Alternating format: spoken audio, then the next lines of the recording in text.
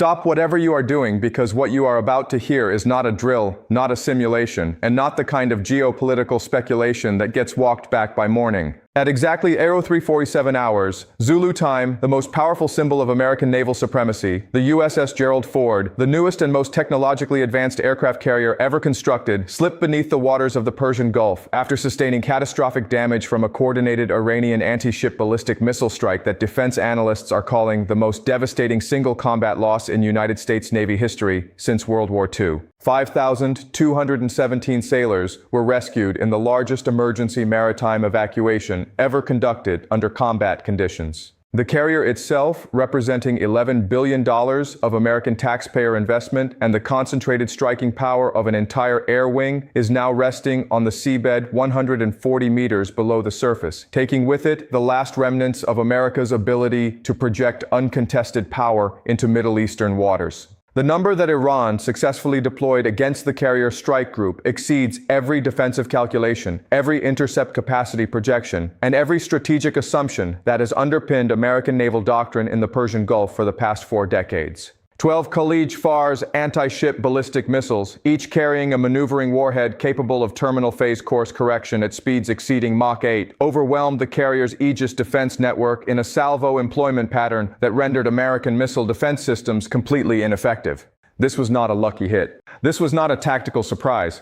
This was the systematic application of a 2-decade Iranian investment in asymmetric naval warfare capabilities specifically designed to deny American carrier operations in confined waters, and it worked exactly as Iranian naval planners intended. The implications of this event extend far beyond the loss of a single vessel, however unprecedented and catastrophic that loss may be. The United States Navy has formally announced the permanent withdrawal of all carrier operations from the Persian Gulf, the first time in 73 years that American carriers will not maintain a continuous presence in these strategically vital waters. The 5th Fleet headquarters in Bahrain is being evacuated. Forward deployed naval assets are being repositioned to the Arabian Sea, beyond the range of Iranian coastal defense systems. American military planners are confronting the reality that a 200-mile stretch of water that has been treated as an American lake for 3/4 of a century is now effectively denied to the most powerful navy ever assembled in human history. If this channel has been giving you the analysis that cuts through the noise of official narratives and mainstream defense commentary, now is the moment to make sure you never miss an update. Subscribe, hit the notification bell, and share this video with everyone in your network who is serious about understanding what is actually happening at the sharp edge of global power competition. Tonight's analysis takes you inside every dimension of this event. The technical capabilities that made this strike possible. The operational sequence that overwhelmed American defenses, designed specifically to prevent exactly this scenario. The strategic calculations that led Iranian leadership to cross a threshold that American planners assumed would never be crossed. The global implications as every naval power on Earth reassesses what carriers can and cannot do in contested waters. And the permanent transformation of Middle Eastern power dynamics as the regional order that has existed since 1979 collapses in the span of a single night. The USS Gerald departed Naval Station Norfolk 72 days ago on a routine deployment rotation to relieve the USS Dwight Eisenhower in the 5th Fleet area of operations. The carrier transited the Suez Canal without incident and entered the Persian Gulf 19 days ago, taking up station in the central Gulf waters approximately 160 kilometers from the Iranian coast. The battle group configuration included the carrier herself, 2 Ticonderoga-class guided missile cruisers USS Gettysburg and USS Vela Gulf, 4 Arleigh Burke-class destroyers, a Los Angeles-class attack submarine, and a supply vessel. This represents the standard carrier strike group composition that has operated in these waters continuously for decades, considered by American naval planners to be invulnerable to anything except a peer-level naval engagement with another carrier battle group. Iranian surveillance of the strike group began the moment it entered the Strait of Hormuz. IRGC Aerospace Force radar installations along the Makran coast maintained continuous tracking of the carrier's position, speed, and operational pattern. Iranian signals intelligence monitored the electromagnetic emissions from the carrier's air search radars, fire control systems, and communications networks, building a comprehensive electronic order of battle that identified every defensive system aboard every vessel in the strike group. Commercial vessels operating under Iranian direction maintained close-range visual surveillance, providing redundant tracking data. The surveillance architecture was layered, persistent, and comprehensive, ensuring that Iranian strike planners possessed real-time targeting data with accuracy measured in single-digit meters. The decision to strike was made 48 hours before the missiles launched. Intelligence reporting indicates that the Supreme National Security Council met in emergency session following American statements suggesting that military options remained on the table regarding Iranian nuclear facilities. The assessment presented to Iranian leadership was unambiguous. American carrier presence in the Persian Gulf represented an immediate threat to Iranian sovereignty and an unacceptable constraint on Iranian freedom of action. The window for demonstrating that this presence could be successfully challenged was closing as regional tensions escalated. The capability to conduct the strike existed. The justification based on self-defense doctrine was legally sustainable. The recommendation was unanimous. Supreme Leader Ayatollah Khamenei authorized the operation with a single directive that the strike must be devastating enough to force permanent American naval withdrawal while avoiding casualties so massive that American domestic political pressure would demand military retaliation that could escalate to general war. The strike package was designed to overwhelm rather than penetrate. 12 Khalij-Fars missiles were allocated to the primary target, a number calculated to exceed the mathematical intercept capacity of the carrier strike group's combined defensive systems, even under optimal engagement conditions. The missiles were fired from mobile launchers positioned along a 300-kilometer stretch of Iranian coastline, complicating American counter-battery response planning. The launch sequence was compressed into a 7-minute window, minimizing the time available for defensive reaction. The missiles followed depressed trajectories optimized to reduce radar detection range and compress defensive engagement timelines. The attack profile was sophisticated, coordinated, and executed with precision that demonstrated years of rehearsal and refinement. The carrier's defensive response unfolded exactly as Iranian planners anticipated and exactly as American defensive doctrine prescribed, which is precisely why it failed. The Aegis combat system aboard USS Gettysburg detected the missile launches within 18 seconds of ignition, immediately cueing SM-3 and SM-6 interceptor systems for engagement. The E-2D Advanced Hawkeye airborne early warning aircraft orbiting at 25,000 feet provided additional tracking data and battle management coordination. The carrier's own Sea Sparrow point defense system was brought to full readiness. Every defensive layer activated. Every sensor platform contributed tracking data. Every intercept system engaged targets according to predetermined fire control solutions. And it was not remotely sufficient. The first intercepts occurred at ranges exceeding 200 kilometers as SM-3 missiles engaged the incoming Khalij-Fars vehicles during their mid-course phase. 3 successful intercepts were achieved, destroying 3 of the 12 incoming missiles before they began their terminal descent. This represents a 75% intercept failure rate against mid-course targets, already catastrophic by any measure, but the real defensive collapse occurred in the terminal phase. The remaining 9 missiles entered their terminal dive at approximately 80 kilometers from the carrier, accelerating to speeds exceeding Mach 8 while executing lateral displacement maneuvers designed to defeat intercept prediction algorithms. SM-6 missiles fired in terminal phase defense mode achieved 2 additional intercepts, reducing the incoming salvo to 7 missiles. The engagement geometry at this point had become mathematically impossible. 7 maneuvering hypersonic targets converging on a single aim point from multiple vectors exceeded the fire control capacity of the available defensive systems. The Sea Sparrow point defense missiles engaged 4 targets in the final 30 seconds before impact, achieving 1 additional intercept. 6 Khalij-Fars warheads, each carrying a 500-kilogram penetrating charge, struck USS Gerald forward across a 3-minute span. The first impact penetrated the flight deck 40 meters forward of the island superstructure, the warhead detonating inside the hangar deck and triggering a catastrophic aviation fuel fire that engulfed 24 aircraft in the first 90 seconds. The second and third impacts struck the hull below the waterline on the port side, opening massive breaches that flooded 4 compartments faster than damage control teams could respond. The fourth impact struck the island superstructure directly, destroying the primary flight control center and killing 17 personnel instantly.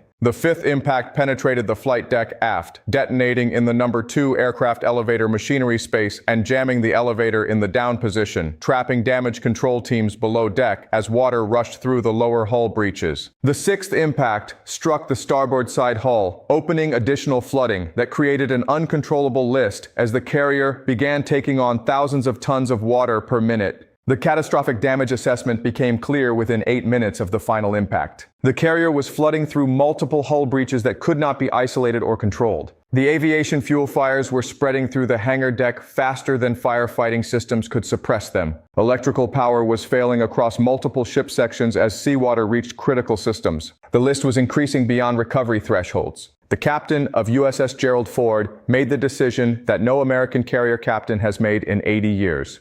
He ordered abandon ship. The evacuation was chaos controlled only by the training and discipline of a crew that had rehearsed this scenario thousands of times without ever believing it would become reality. 5,217 sailors went over the side in the largest emergency maritime evacuation in modern naval history. Helicopters from the accompanying destroyers began recovering personnel from the water within minutes. Small boats deployed from every vessel in the strike group conducted rescue operations under searchlights as the carrier settled deeper. Commercial shipping in the area responded to distress calls, rushing to the coordinates to assist in rescue operations. Iranian Coastal Guard vessels, in a gesture that Iranian state media would later frame as humanitarian magnanimity, also participated in rescue operations, pulling American sailors from the water even as the ship they had just struck was sinking beneath the surface. USS Gerald disappeared beneath the waters of the Persian Gulf 4 hours and 17 minutes after the first missile impact, settling onto the seabed 140 meters below the surface, with her bow facing northeast toward the Iranian coast. The final casualty count stands at 47 sailors killed during the missile impacts and the subsequent damage control efforts, a number that American officials describe as miraculously low given the scale of the catastrophe, but that Iranian media describes as proof that the strike was calibrated for strategic effect rather than maximum lethality. 5,170 sailors were successfully recovered, the largest number of personnel ever rescued from a sinking capital ship in naval history. The Pentagon's response came in a written statement released 6 hours after the sinking, announcing the permanent withdrawal of carrier operations from the Persian Gulf and the repositioning of naval assets to the Arabian Sea beyond the range of Iranian coastal defense systems. The statement characterized the decision as a strategic reassessment based on changing threat environments, rather than an admission of Iranian anti-access area denial capability success. But the euphemistic language cannot obscure the fundamental reality. The United States Navy has been forced out of waters it has dominated without challenge for 3/4 of a century by a regional power whose entire defense budget equals less than 1/10 of American annual military spending. What has just occurred in the Persian Gulf is not merely a tactical setback or an operational loss. This is the visible collapse of the foundational assumption that has underpinned American military strategy in the Middle East since the Iranian Revolution. That assumption was that American carrier presence represented an uncontestable guarantee of American power projection capability, that Iran could threaten but never successfully strike American naval assets, that the technological superiority of American defensive systems created an insurmountable advantage that rendered asymmetric challenges irrelevant. Every one of those assumptions has been definitively disproven in the span of 4 hours. The technical capabilities that Iran demonstrated in this strike represent the maturation of a 2-decade investment in anti-ship ballistic missile technology that Western defense analysts consistently underestimated and dismissed. The Khalij-Fars missile itself is a derivative of the Fateh 110 tactical ballistic missile, modified with a terminal guidance package that includes optical scene matching and active radar homing capabilities, allowing course correction during the terminal dive phase. This is not crude technology. This is sophisticated precision strike capability specifically optimized to defeat the exact defensive systems deployed aboard American carrier strike groups. The maneuvering re-entry vehicle technology that allowed these missiles to execute lateral displacement during terminal phase represents a capability that American missile defense systems were not designed to counter. The Aegis combat system and its associated SM-series interceptors were optimized against ballistic threats following predictable trajectories that could be calculated and intercepted based on launch parameters and mid-course tracking. A maneuvering target executing unpredictable course changes at hypersonic velocity invalidates the fundamental intercept mathematics that American missile defense relies upon. Iranian engineers understood this vulnerability and designed their weapons to exploit it systematically. The salvo employment doctrine demonstrated in this strike shows that Iran has studied American defensive capabilities with precision and designed attack profiles to overwhelm them through numerical saturation rather than technological penetration. 12 missiles against a carrier strike group whose maximum intercept capacity under optimal conditions is perhaps 8 to 10 targets ensures that defensive systems will be overwhelmed regardless of individual intercept success rates.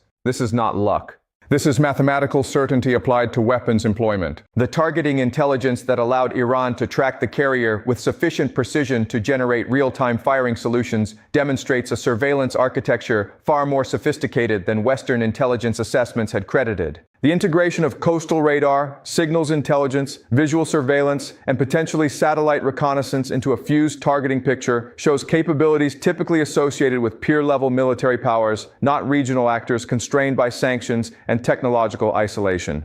The strategic implications of this demonstrated capability extend far beyond the immediate loss of USS Gerald. Every American carrier operating anywhere in the world is now understood to be vulnerable to similar attacks by any adversary possessing ballistic missiles and adequate targeting intelligence. The carrier itself, the centerpiece of American naval power projection for 80 years, has been revealed as a high-value, vulnerable asset rather than an invulnerable guarantee of sea control. The entire architecture of American forward presence strategy, built around carrier deployment, has been fundamentally questioned. What does the United States do when the primary instrument of its military power projection has been demonstrated to be vulnerable to weapon systems possessed by adversaries that America cannot deter and does not want to fight?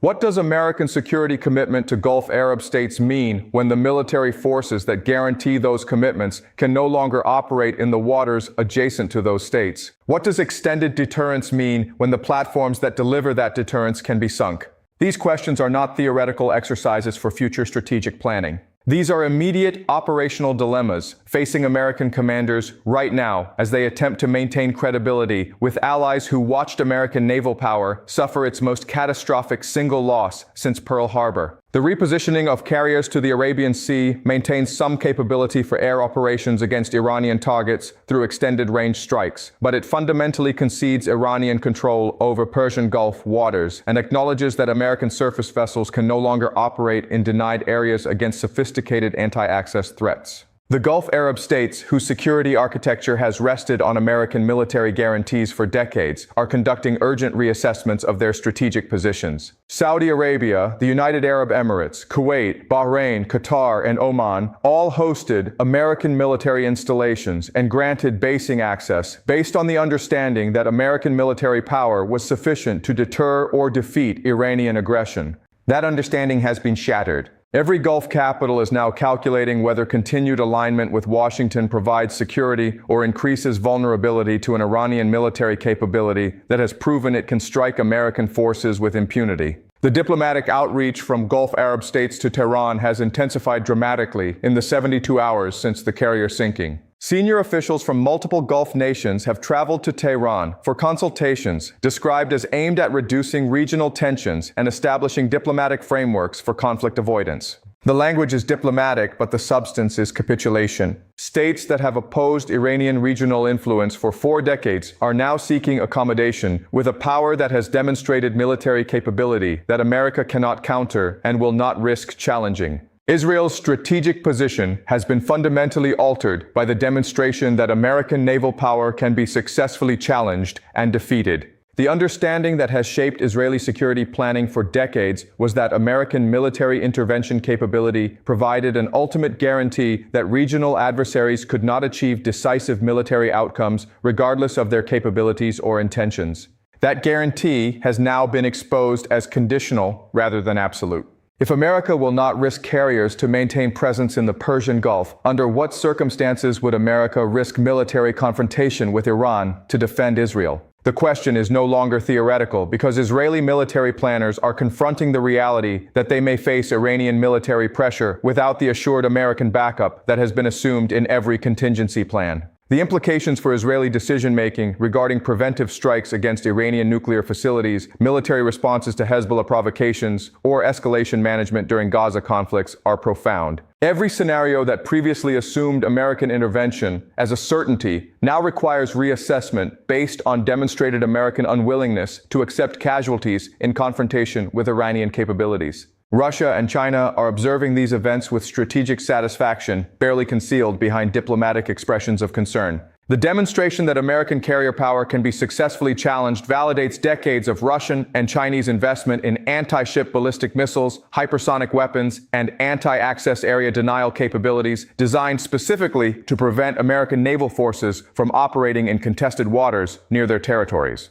The Taiwan Strait, the South China Sea, the Black Sea, and the Baltic all represent operating environments where American carriers might face similar challenges from similar weapon systems. The global implications extend beyond military capabilities to fundamental questions about American credibility and willingness to maintain forward presence in the face of credible threats. If the United States withdraws carrier presence from the Persian Gulf after a single catastrophic loss, what does this signal about American willingness to maintain presence in other contested spaces when facing peer or near-peer competitors? The answer that adversaries are drawing is that American risk tolerance is lower than American rhetoric suggests, and that credible threats to high-value assets can force American repositioning regardless of strategic commitments. Every percentage point of American strategic attention consumed by the Middle Eastern crisis is a percentage point not applied to Ukraine, not applied to NATO's eastern flank, not applied to the Pacific deterrence posture, creating pressure relief across every theater where Russia and China face American-backed opposition.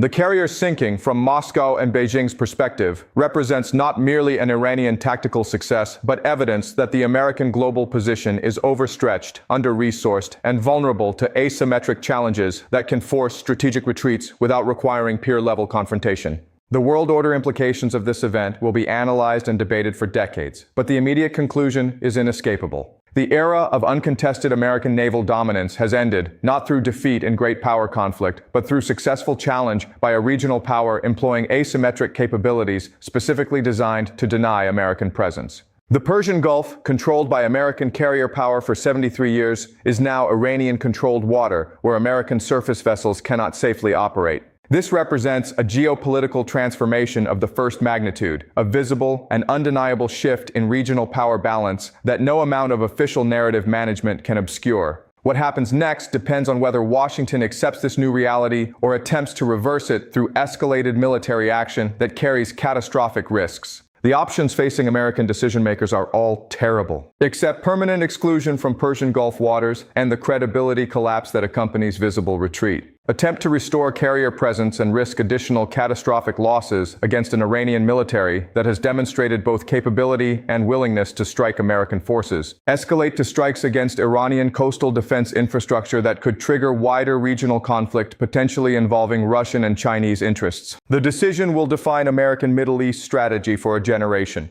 The initial indications suggest acceptance rather than escalation, strategic repositioning rather than credibility restoration, managed decline rather than confrontation. The carrier withdrawal is being framed as temporary reassessment, but the infrastructure changes already underway suggest permanence. The Fifth Fleet headquarters in Bahrain is being reduced to administrative functions. Forward deployed assets are being repositioned beyond Iranian strike range. Operational planning is shifting from presence-based deterrence to over-the-horizon response options that acknowledge Iranian control over near waters. Tonight, the world witnessed the most significant American military defeat since the fall of Saigon, a catastrophic loss that permanently alters regional power dynamics and global perceptions of American military capability. 5,000 sailors were rescued in an evacuation that represents both the best of American naval training and the worst strategic humiliation in modern military history. The USS Gerald rests on the Persian Gulf seabed, a $11 billion monument to the limits of technological superiority against adversaries who understand American vulnerabilities and possess the patience to develop capabilities to exploit them. If you want analysis this sharp, this deep, this willing to challenge official narratives and confront uncomfortable realities about shifting power balances, subscribe now to ensure you never miss an update. The events we have analyzed tonight represent a turning point that will reshape Middle Eastern geopolitics, global naval strategy, and American credibility for decades to come. The question that will define the next chapter of Middle Eastern history is whether this represents the beginning of broader Iranian regional dominance or whether American strategic adjustment creates new frameworks for stability. What is certain is that the world order that existed before USS Gerald slipped beneath the Persian Gulf waters no longer exists, and the order that emerges will reflect realities that American planners spent 4 decades pretending could never materialize. Share this analysis with everyone who needs to understand what is actually at stake. Stay sharp, stay ahead, and never stop asking the questions that matter.